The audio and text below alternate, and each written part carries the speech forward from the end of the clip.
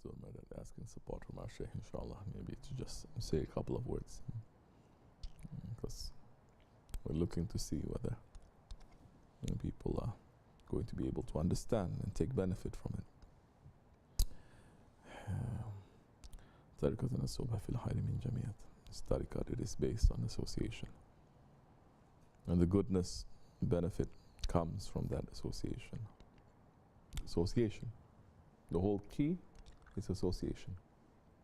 Understand? Because only Allah is alone. Only Allah is ahad, is alone. Everything else has to associate. Allah is without partner. Doesn't mean you're going to be partner to Allah. Partner is different, servant is different. You understand? Then, if you're going in the way of awliya Allah, the way of tasawwuf, then they're going to make you to understand now.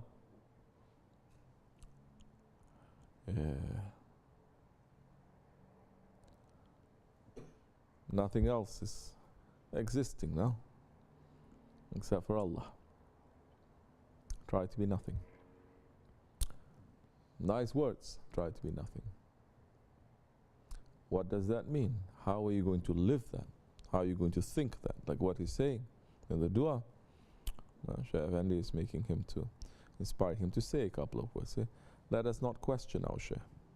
You understand?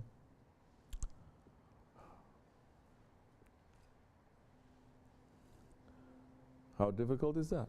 So difficult. So many, they don't question when there is a honeymoon period that is happening. You know, when you're in love, you accept everything. Everything is perfect. Even the person is crooked little bit, you say it's perfect.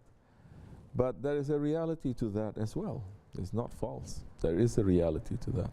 Because everything is perfect. But when you try to make it into a lifestyle, that is a belief. You try to make it into a lifestyle, you understand that it's not so easy now. It requires a lot of work now to understand that everything is perfection.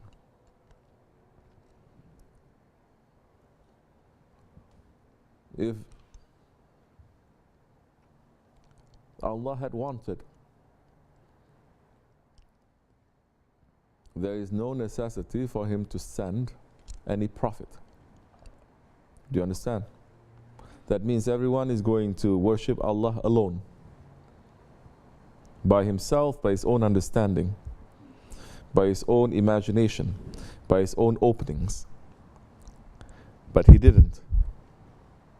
Everyone, then that means that everyone is going to worship Allah according to his idea of what Allah is, to his Lord. The Lord, we're not going to go so much into what is Lord and what is Ilah, what is Rabb and what is Ilah. You understand? If you first understand who you are serving, then you understand, oh, that is a Lord. Now once you start understanding what is that Lord, now you're going to understand that is an Ilah. That is an Ilah, that is Allah. Because La ilaha illallah. So, as it is today, we have 2 billion Muslims, but everyone is following Allah according to their own head. Everyone is going to worship Allah as he thinks what Allah is. Allah could have done that. Through 7,000 years of history, He could have just sent inspiration to every single one to accept Him the way that that one is accepting. But He sent a way that He wants to be worshipped by. He sent not two ways, one way. A way, one way, the best way that He wants people to remember Him by, to think the best way according to that. Everyone can think. In reality, not only man, everything in creation, there is a connection to Allah subhanahu wa ta'ala. Every living thing and everything that we are thinking is not living. We are thinking that the sun is not living. The sun is living. Everything is living. Everything in creation, Allah has also given life. But it's not a life that we understand. Again, even according to the worldly knowledge, you cannot just go according to what you think. There are people who have that knowledge, and there are people who have studied it. There are people who have passed it on. And there is imagination and there is reality. Correct or no? But even the sun is going to be questioned on the Day of Judgment. The sun is going to be questioned by Allah on the Day of Judgment. And in reality, everything, the sun and the moon and the stars and the earth and the animals and everything in creation has been created for mankind. Not only to serve mankind, but in reality to pull mankind away from worshipping himself. Because these are the creations of Allah. And to show a reflection of Allah subhanahu wa ta'ala and His power. So,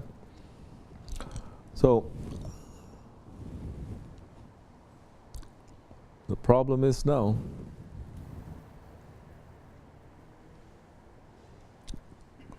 we are in enemy territory. All this is understanding, everyone can understand this. But you're living in enemy territory, you're living in the worst place ever. Worst. Where this kind of thing is going to be easy for people to understand and to preserve. We're living in asfal safilin. We're living in the lowest of the low.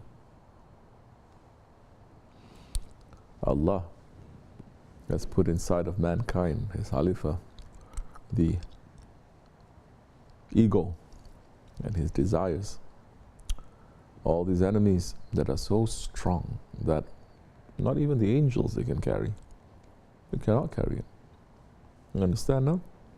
Angels with their tremendous power, they cannot carry the ego, they cannot carry the desires. And what Allah subhanahu wa ta'ala has given to those two angels who saying that they can carry Harut and Marut. It's not even ego, it's just desire. Desire is different, ego is different. The ego demands itself to be worshipped. The desire just wants to be fulfilled. It's completely different. And the angels couldn't carry that desire. They failed. You know how powerful angels are? They fail. But mankind,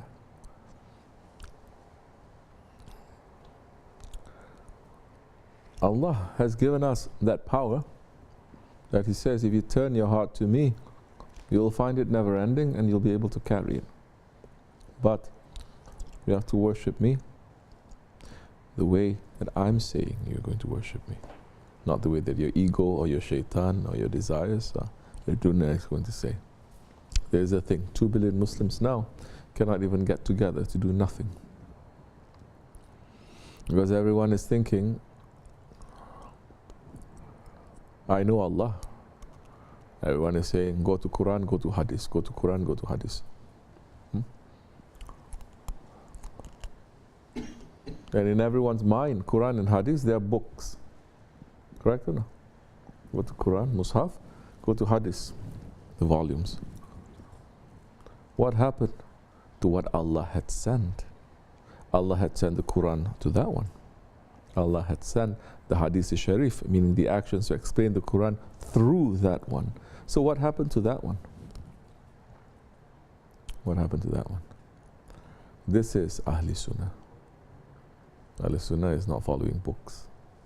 We're not Ahli Kitab. You understand? We're Ahli Sunnah. Meaning that you follow the actions of someone who is living. The fact that Holy Prophet ﷺ is Hazir and Nazir and he is alive and he's fresh means that we're not going to follow books, we're going to follow the living Prophet. And the living Prophet that has his inheritors that are also living until Qiyamah. So we have our own idea, even if we have the books of Quran, the books of Hadith, the books of every single thing. And we're not following that one. You have made up an ilah to yourself, a Lord to yourself. Tasawwuf is saying, don't worship to a Lord that you think by yourself. Don't trust in your own shahadat. Don't believe in your own faith. Believe in the faith of those ones who are carrying the faith from the Prophet ﷺ.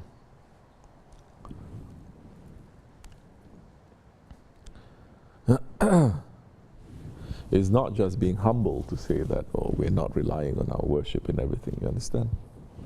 But let's look at it very simply.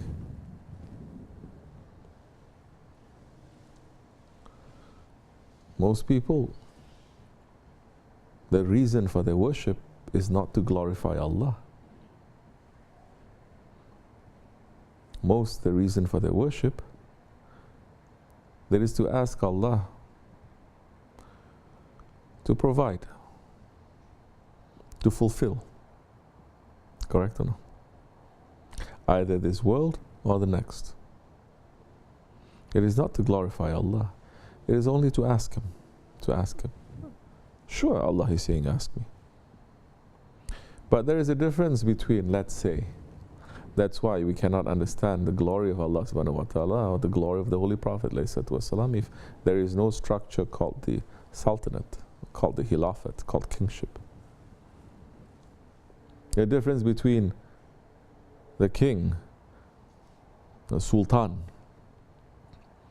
and his admitting his subjects to come into his presence. And if you ask majority, why do you want to be in the presence of the Sultan? Most will say, because then I can ask him for things. Because I want things. Very few, they're going to say, I'm not going to ask for nothing. Because just to be in the presence of the Sultan, that is blessing enough. That is an honor enough. Just for him to look at me, what a big honor it is. You understand? So yeah, it is one Sultan, but you are, let's say, using him differently. So that becomes a different ilah now. What does that Sultan want from you? Well, it's nothing, but let's say the Sultan is saying, I want you actually to be in my presence, to know me.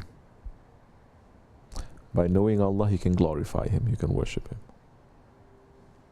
But if you're busy asking, I want this honor, I want this riches, I want this, I want this, I want this, I want even knowledge, I want more knowledge, I want more knowledge, then you're missing everything. That's why in Islam, Allah subhanahu wa ta'ala is showing Hazrat Peygamber Effendi alayhi salatu wasalam is an ummi. Doesn't know how to read or to write, meaning that the highest level ones, highest level saints also, are those who don't know how to read and they don't know how to write. Simple ones. Very simple. And the connection to Allah is very strong because of that simplicity. Because they just say, I want to know you so I can worship you, nothing else, so I can glorify you. There's nothing that I can do, that I can say that can glorify you in reality. Of course, whether I glorify you or don't glorify you, are already the Subhan.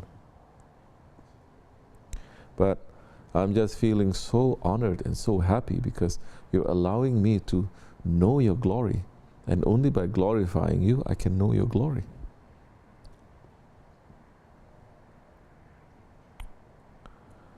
Some, they worship their Lord for revenge, for dunya, for their desires, for everything else except for Allah. Now, this is what tariqat is trying to teach us. It's teaching us, we're trying to learn now. Why do you think so many times in the Quran Kareem, especially regarding the Bani Israel, they go to their prophets and they say what? They say, ask your Lord. Ask your Lord. Yes, Allah is the Allah of everything, but we don't know Allah. These ones, they know Allah. And Allah knows them. So they're saying, ask your Lord to pray for us. And this is a proper way of doing it. Because so many people, the Allah that we worship, like what? Who is saying? Hazrat Ibn Arabi is saying, the Allah that you just worship is under my feet. Imagine him saying that when 800 years ago? Where's 800 years ago the Iman and the Amal and the Ibadat and everything compared to ours?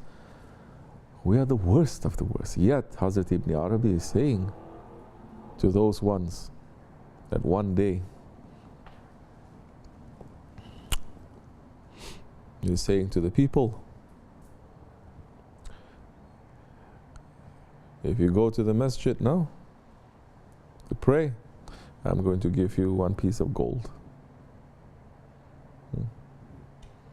So people, they packed up the whole place now, hoping to get one piece of gold from him. And then after they finished the prayer, they came out. There's a long story before that, but he came out and they asked him, give us our gold. He looked at them and he said, did you just worship? He says, yes, we just worship. Did you go to the masjid? Yes, we just went there.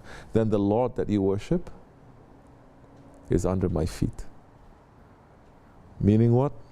You just worship him to go there because he wanted gold from me. You worship there for gold. How many times Shaykh Effendi said to us, how much gold are you going to change your shahadat for? This room full of gold? No. People say, no, never, Shaykh Effendi. How about this whole town filled with gold? No, never. What is whole world filled? No, never. But you're saying then, where were you when I was here to worship? Where were you when I was here to make zikr? Where were you when I was celebrating Mawlid? You already gave up your shahadat then. You said you don't want to, but you already gave up.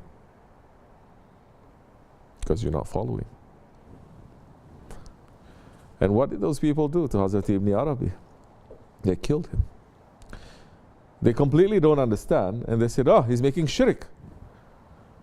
He's saying Allah is under his feet. So they killed him. But in his, he was very harsh on them, and he was harsh to Sultan Selim too. When Sultan Selim went to there, he was very rough and tough with Sultan Selim in the hammam, speaking to him and telling him things. Years, hundreds of years after he passed. But understand this, his gold that they killed him for has been feeding people from that time until today.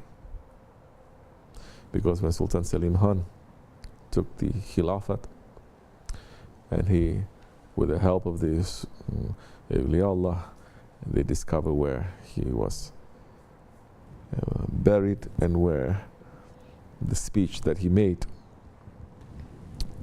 when he accused them, saying, the Lord that you worship is under my feet. They dug underneath where he was, and they discovered 40 tall clay jars, big jars, filled with gold. So he wasn't lying too. Allah is saying, if my friends, if they say something that I have not created, I will create it so that they will not be liars.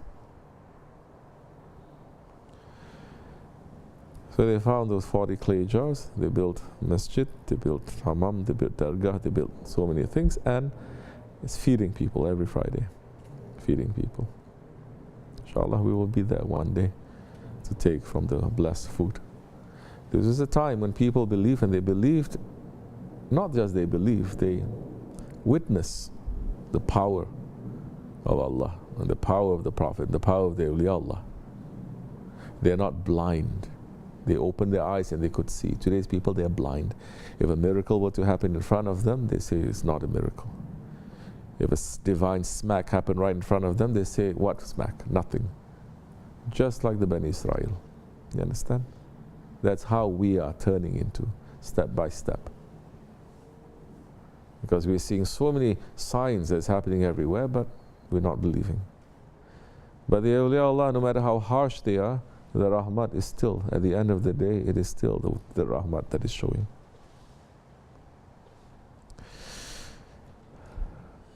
So, yes, there is one Allah.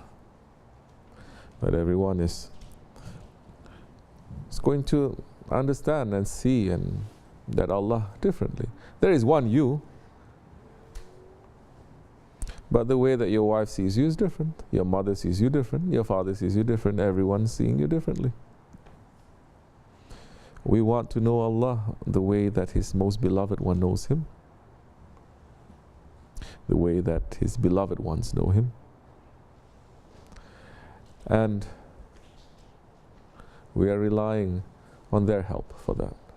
We're not relying on us. That time there's going to be some safety, inshallah. Understand? That's shafat.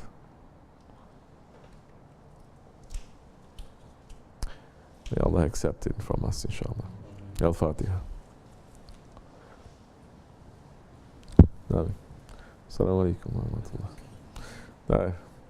Any questions? This much is enough, inshallah. Huh? Yeah. Why are you scratching your face? Huh? Asking you something, question, you're scratching your face. Yeah. Question.